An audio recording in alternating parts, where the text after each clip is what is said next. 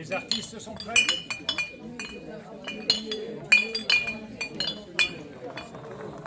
On a vu tout ça, hein? Oui.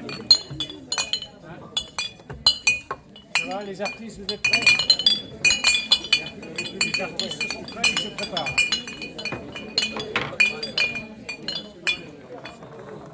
On a vu tout ça, hein? Oui. Ça va, les artistes, vous êtes prêts? Le public est prêt, le public se prépare.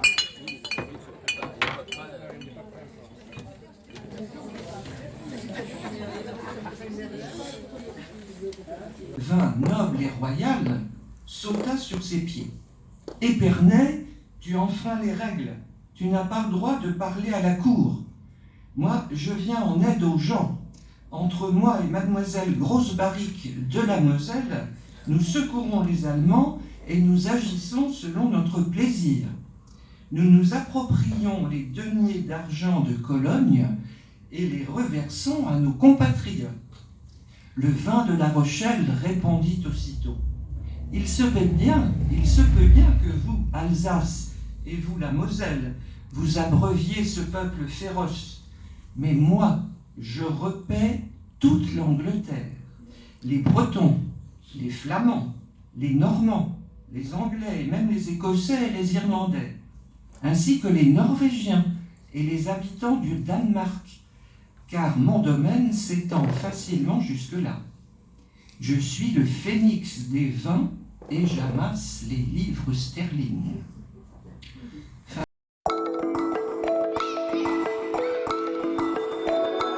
Attention du roi Soleil, son médecin habituel, le célèbre Fagon, recommandait à son illustre patient, lorsque ce dernier souffrait d'une crise de goutte, de remplacer le Bourgogne par le Champagne.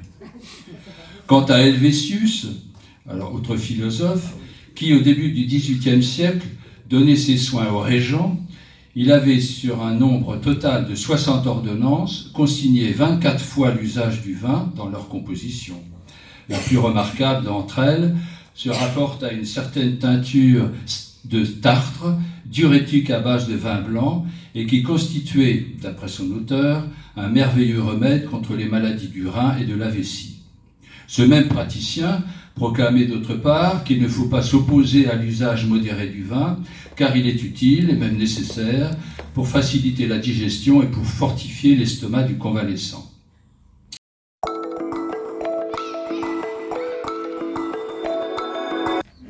Ah oui, on peut le dire. Il m'en a joué de drôles de tours, le vin de la Haut-Muche. Ainsi me parlait le cordonnier Désiré Maintrot, dit bébé cadom, dit fauche les gailles, parce qu'il traînait la jambe en fauchant. Dit encore bois sans soif.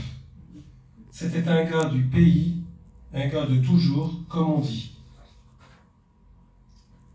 Le jour où il me fit cette réflexion sur son vin, nous étions assis, lui et moi, de chaque côté d'un poté ou d'un pichet, comme vous voudrez, rempli de ce fameux vin blanc, poté qu'il était allé dûment remplir à sa barrique et que nous vidions peu à peu dans nos estomacs par l'intermédiaire de ces gros verres bas à fond épais que j'aime bien. La pipe fumante au coin de la gueule, nous étions heureux comme des rois ou comme des cochons, ce qui revient au même.